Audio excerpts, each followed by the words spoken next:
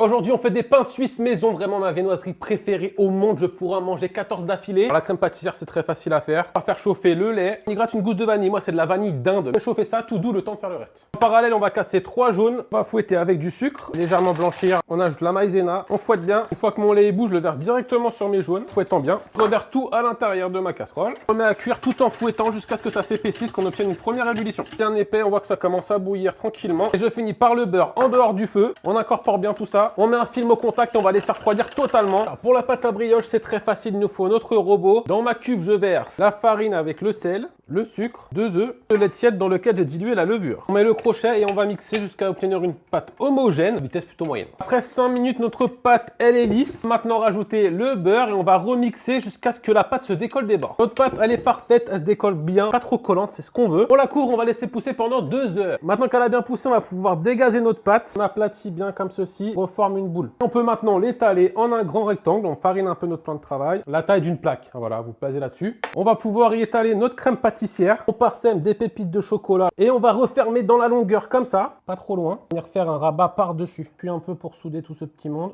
On les taille ensuite avant de les déposer sur une plaque. On les recouvre et on laisse pousser encore pendant 1 heure. On les badigeonne avec un œuf avant de les enfourner pendant un quart d'heure à 175 degrés. Vous obtiendrez ces pains suisses qui dégoulinent d'amour. Merci Galimini Pâtisses pour la recette et à bientôt en vidéo.